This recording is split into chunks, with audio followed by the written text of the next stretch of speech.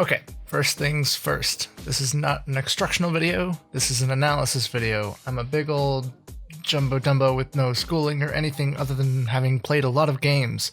Welcome to the show! Hi there. This one is a little bit different than the usual. For starters, it's scripted. Secondly, it's not covering a specific game. Thirdly, there are no jokes. Shocking. Enough. Class, you ready?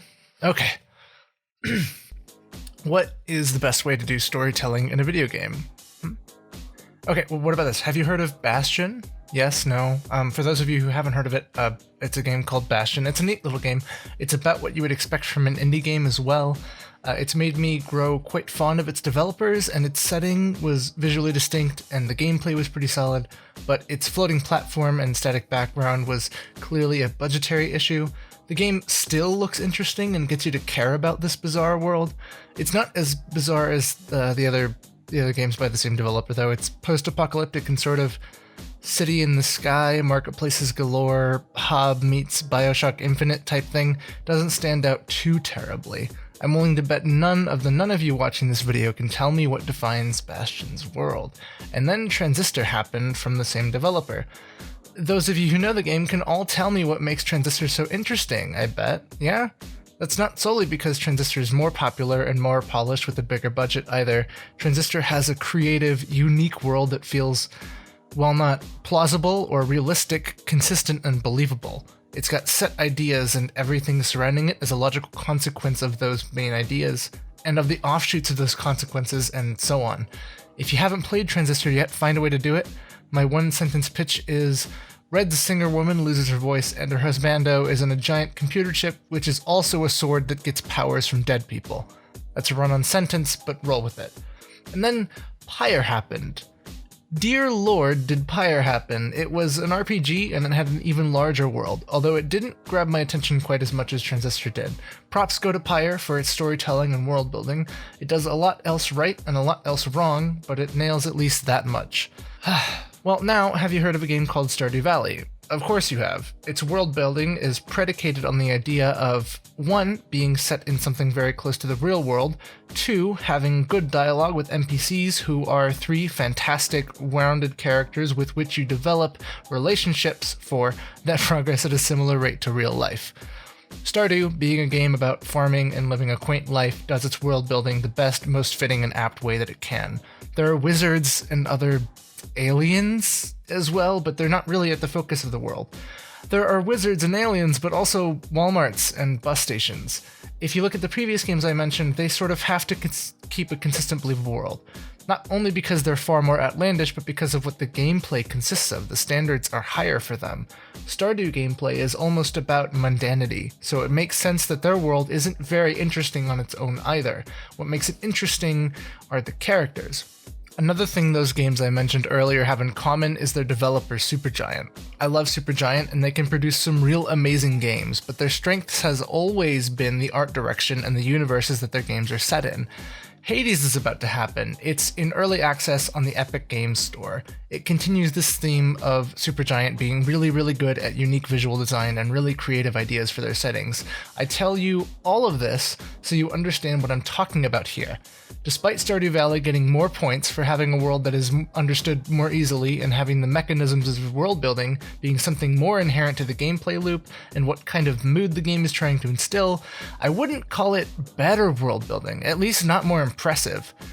I know I'm jumping everywhere, but bear with me. What about FromSoft, environmental storytelling? This works exceptionally well and is much easier and can be much subtler in games where you'll be retreading the same area over and over, where something terrible has happened to a once peaceful place, in games where you're on an adventure, and map design is a core part of the experience. That type of storytelling complements that type of game very well. Open World also utilizes this sort of world building just phenomenally. Okay, so if none of those are the answer to my very first question, cutscenes? Yeah, I didn't think so. So it's a trick question then. There's no best way to do storytelling. Not exactly. There's no definitive way or set of rules or which mechanisms or gameplay elements to use in it. But storytelling is just less important for some games, and the way you go about your storytelling or world building can be much more impactful depending on how that matches your gameplay. A good rule of thumb is to match how your game makes your player feel to certain mechanics. Simon's Quest instills fear with the day-night mechanic, and it wants to do that. Transistor has its freezing time mechanic to further illustrate its tone and to further strengthen the computer elements in its thematic design. The method with which you go about building your world or telling your story differs in effectiveness from game to game. For FromSoft, because you're retreading the same areas and the timeline has mostly already happened, environmental storytelling is extremely effective. While FromSoft games have their environments, Stardew has meaningful and complex relationships with NPCs, as well as the fact that it's a world nearly identical to ours. Stardew's world building fits with the gameplay as well, but also takes a bit of backseat. So what do Supergiant games do? How do they do it so well? Bastion did it through text and environmental storytelling. Pyre did it mostly through text and NPC dialogue, but your entire journey is something you could only go through in this world. When things crop up like a spirit guide who challenges you to upgrade your units, it feels natural. You don't think about it. It kind of just makes sense because they've set up this world. Hades is doing it through the hub world. Not every roguelike has one, but Hades does. There are multiple characters strewn throughout, and Supergiant has taken this cool twist on how the underworld works. You have a bedroom, and Cerberus behaves a bit like a pet. They mention how he tore apart the lounge area. There are lost souls all wandering through. You get to talk to Achilles. There's drama about your mother, etc., etc., etc. It's based in the hub, and it's all twists on common knowledge of Greek mythology. So then what does Transistor do? It's my favorite of the games so far, but Hades is definitely on its tail. We'll see when it gets a full release. You should go and check out my video about it if it's out by now. Firstly, the character designs are consistent and unique. There's some sort of creative vision here, and there's a visual cohesiveness. If you allow me to sidetrack one more time, y'all remember Treasure Planet? They described their process for the sounds and visuals, everything to be 70-30 Victorian future tech. Remember how cool and like distinct that universe was? I think something similar has happened here with Transistor, where somebody had one image in mind and they painstakingly made sure nothing felt like it wouldn't work.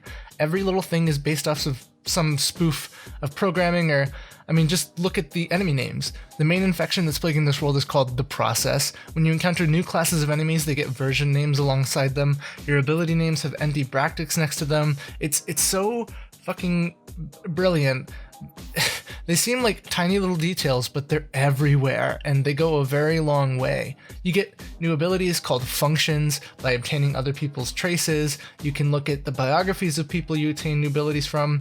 When you go to the breach function description, it has a blue silhouette. Your breach function came with your transistor and came from the person who inhabits it. The crash function comes from red, and it's reflected in the description as well. You have a backdoor, which acts as a set of challenge rooms, as well as a place to chill out for a bit. There's something about the visual design. Like, I can't pinpoint what Transistor does. It might be the naming conventions and the way to design everything look, and the particle effects and the UI components and the way that red and the Transistor are written, and all the character designs and the color theory and the soundtrack. Oh my god, the soundtrack. But I'm just giving you examples because I can't think of any better way to explain this to you. Like, just play Transistor and you'll see what I'm talking about. It's really difficult to articulate my thoughts on this one because there's not one thing I can focus in on. They link storytelling to gameplay, and they're very deliberate about every little detail.